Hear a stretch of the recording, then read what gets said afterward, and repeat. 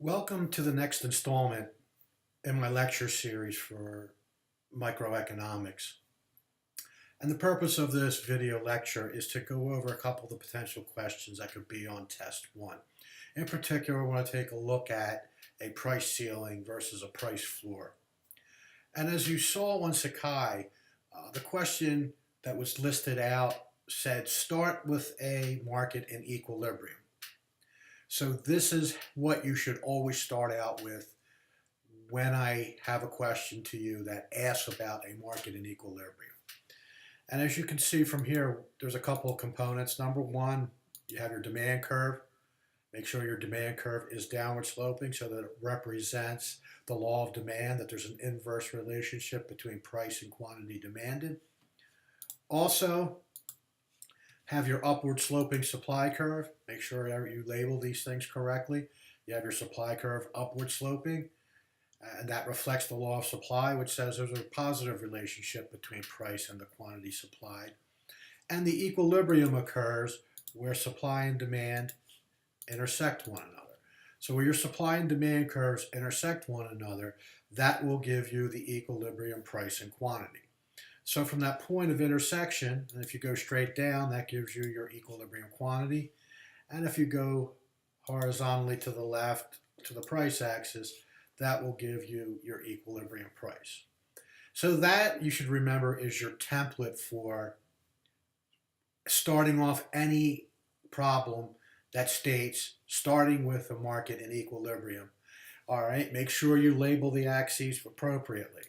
The x-axis is quantity and the y-axis is price. So there is your starting point. Now for our purposes for this one, first I'm going to go over a price ceiling. And remember what a price ceiling is. A price ceiling is a legal maximum price. The price of that product cannot exceed that legally mandated price. And also remember that when we're talking about a price ceiling, that the price ceiling is going to be below the equilibrium. Doesn't make any sense to make it above the equilibrium. So let's put in a price ceiling here, and let me adjust these. Let's say here, this is the price ceiling right there. Let me get rid of that. So that is the price ceiling right there. So make sure you have the price ceiling below the equilibrium. So if you want to call it P sub C for price ceiling, and let me move that so it looks a little bit better. So that is the price ceiling. And if you want to, you could put price ceiling. You don't have to put an actual dollar amount if you don't want to. So that is the price ceiling right there. It's below the equilibrium. This is going to give us two important pieces of information. It's going to tell us at that price, we want to know actually, at that price, what is going to be the quantity supplied.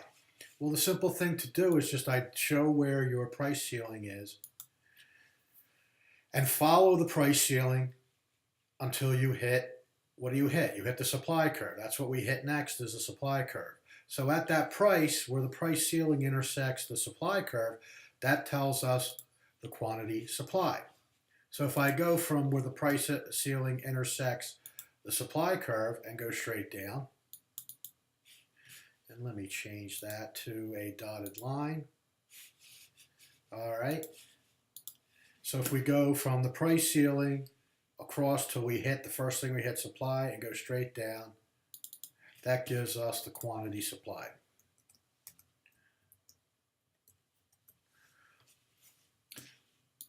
If we continue along the price ceiling, the first thing we hit is the supply curve, that gives us quantity supplied. If we continue along the price ceiling, we keep going until we hit the demand curve. So at that price ceiling amount, the intersection of the price ceiling and the demand curve gives us the quantity demanded. So if we go straight down from that point, and we can label that QD.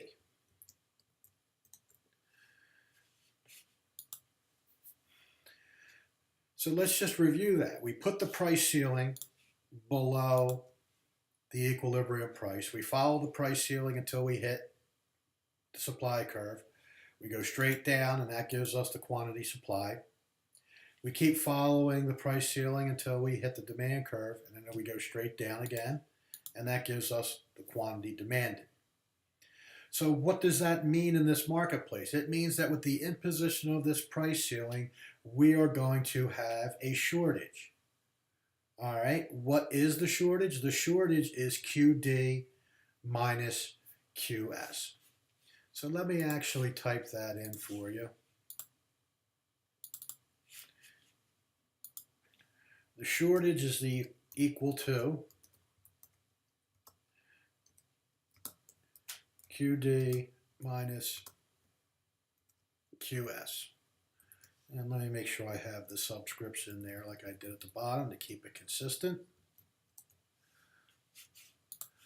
So the imposition of the price ceiling causes a shortage, and that's equivalent to QD minus QS. If you want, you could also, for example, move that dotted line up. Let me move this down. It won't let me do it.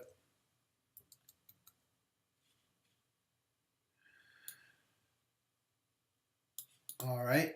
If you want, you could also, for example, draw an arrow in between the dotted lines that represent QS and QD to show the shortage.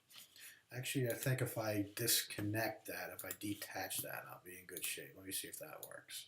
There we go. All right. So if you want, you can draw in an arrow between QD. Whoa. Wow. That was neat, wasn't it? It's not what I intended to do by any stretch of the imagination. So let me draw in that arrow.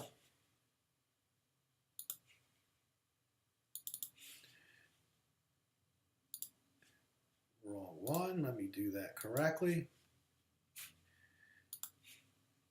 And you could put, let me copy and paste that and delete portions of it out. Let me bring this down here. Let me delete these out. And you could put that shortage so you could indicate that you know where the shortage is and what's the amount of the shortage. So let me briefly review that again. Make sure if you're doing a price ceiling that you have the price ceiling below the equilibrium price. Here is the equilibrium price right here. The price ceiling is instituted and it's below the price ceiling. To indicate what's the impact on the marketplace, follow the price ceiling horizontally. The first thing you hit is what? The supply curve. If you go straight down, that gives you quantity supplied. If you keep following the price ceiling across, the next thing that you will hit is the demand curve. Go straight down, that gives you quantity demanded. This causes a shortage in the marketplace, and the shortage is equal to QD minus QS. So I'm just giving you an indication of, number one, make sure you label things appropriately. Make sure you remember that the price ceiling is below the equilibrium price, and be sure to label what the quantity supplied and quantity demanded is and what the level of the shortage is when you're answering this question. Next, let me bring up the price floor. So we have the same template starting point. We have, once again, our downward sloping demand curve, our upward sloping supply curve, where the supply and demand curves intersect, give us our equilibrium price and our equilibrium quantity. So that's our starting point, and once again, make sure you label your axes appropriately. The x-axis is quantity, the y-axis is equal to price. So with that starting point, you are being asked to illustrate a price floor. So remember that a price floor is going to be above the equilibrium price. The reason being, this is the lowest legal price that is allowed to be sold. So the price floor will be instituted and be placed above the equilibrium price. So let's draw in a price line that is above the equilibrium price. And let me label that PF for price floor. So we have a price floor that's above the equilibrium.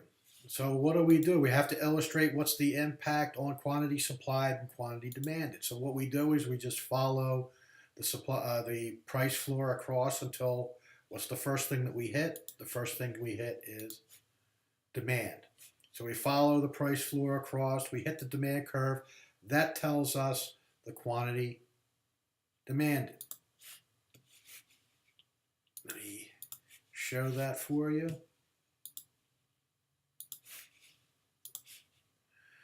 So where they intersect one another, we go straight down. And that gives us QD because that's the price. We're hitting the demand curve.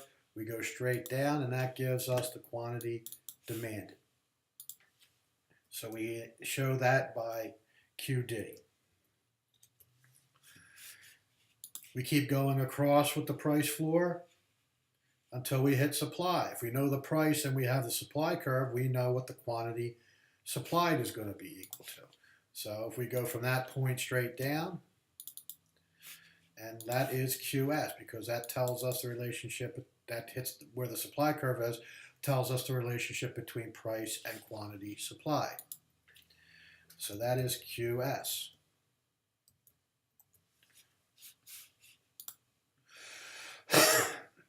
So what has occurred here? The quantity supplied is greater than the quantity demanded.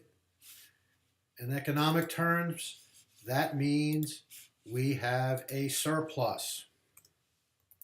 When quantity supplied exceeds quantity demanded, so we have QS minus, left my cap locks on there by mistake, QS minus QD, and once again I want to make sure the subscripts are consistent here. The surplus is equal to QS minus QD.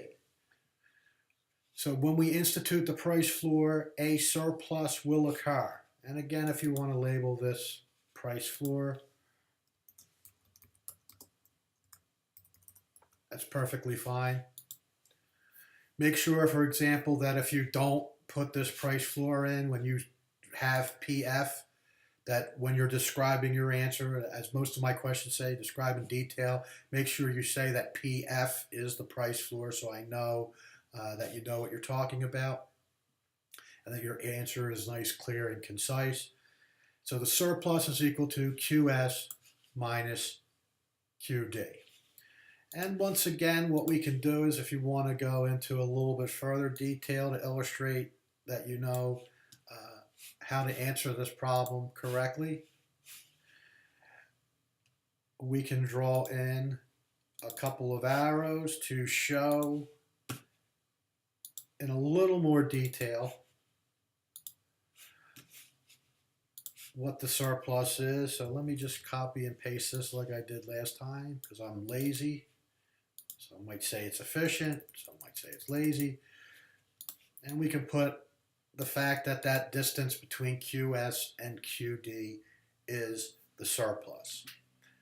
I hope this has been of some help to you in understanding the difference between the graphs for illustrating a price floor versus a price ceiling. Make sure that you remember this. In particular, number one, with a price floor, the floor is above the price, above the equilibrium price. The price floor is always going to be above the equilibrium price, whereas the price ceiling is going to be below the equilibrium price. And then once you have those pieces of information in there from your starting point of the equilibrium, make sure you graphically illustrate what the quantity supplied and quantity demanded is. Realize that with the price ceiling, you're going to have a shortage, whereas with the price floor, you're going to have a surplus. And make sure you tell me what the amount is. You don't have to put actual numbers as long as you show QS minus QD for the surplus versus QD minus QS for the shortage, and you graphically illustrate that so I can see you understand the concept. So I hope that's helpful to you when you're studying for the first test. If you have any issues, realize that I'm going to have additional office hours this Friday, and this Friday is, and you can tell I'm not very organized because I can't remember what the date is for Friday. What is it, the 28th? Let me pull out my calendar. Or 29th? It's the 28th. So on February 28th, I will be in my office, which is Armitage Hall 332, from 3 to 6 p.m. And then on the day of the test, March 3rd, I will again be in my office from 3 to 6 p.m. if you need any help.